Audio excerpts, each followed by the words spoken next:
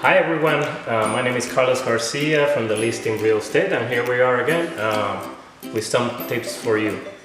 Today we're going to be talking on how to clean your oven.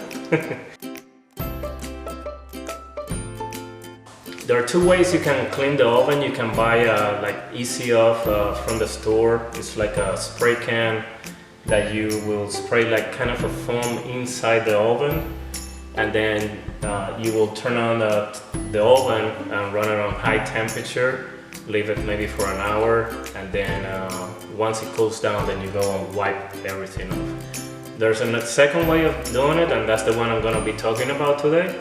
Is most of the ovens now have a self-cleaning feature where you just click a button, boom, and it does all the cleaning for you.